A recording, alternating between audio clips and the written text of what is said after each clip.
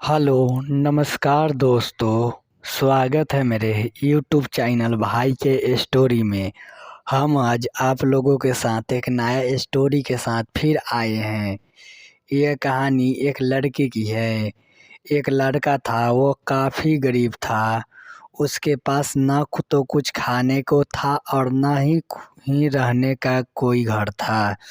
वह अपने दोस्त के घर में रहा करता था। उसके एक छोटी सी कंपनी में पेंटिंग का काम करना शुरू कर दिया। धीरे धीरे उसके पास काफ़ी पैसे भी हो गए। बाद में वह काफ़ी धनी भी हो गया, लेकिन अभी उसके अंदर कुछ कमी का एहसास होता था। जब दुनिया से चले गए थे, उसने कभी प्रेम को जाना ही नहीं था। एक दिन जब वह अपने किसी काम के बाहर गया तो उसके एक लड़की दिखी जो कि काफ़ी अच्छी और खूबसूरत थी। उसको देखने ही इस लड़की को उस लड़के से प्रेम हो गया। वह काफ़ी देर तक उस लड़के को देखती रही। कुछ देर बाद वो लड़की वहाँ से चली गई। कुछ दिनों तक यह लड़का उस लड़की को खोजता रहा, लेकिन वह लड़की न मिली। लेकिन नियत में उस लड़की से इस लड़का को मिला दिया। वह लड़की इस लड़के के घर का तलाश में आई थी। लड़के ने लड़की को तुरंत घर से काम के लिए रख लिया।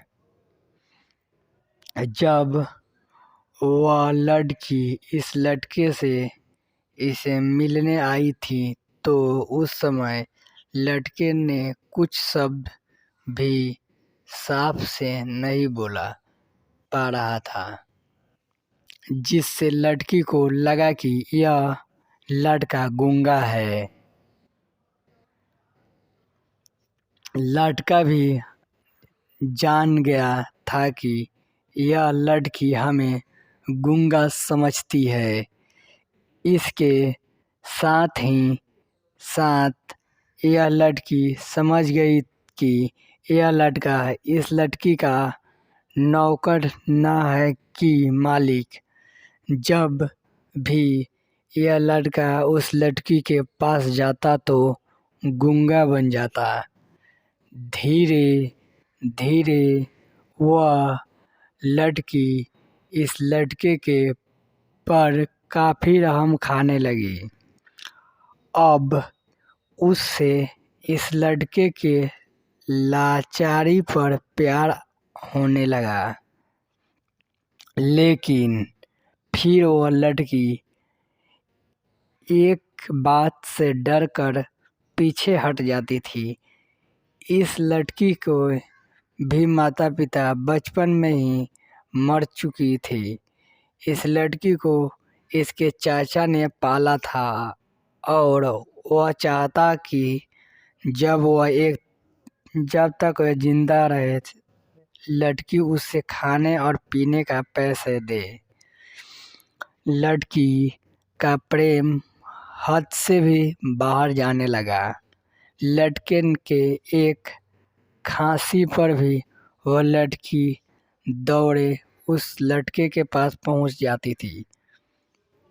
अब लड़का भी समझ गया कि इस लड़की को मुझसे प्रेम हो गया है।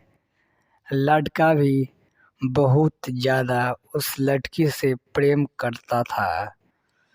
उससे ने पहले लड़की के बारे में सब कुछ बता दिया।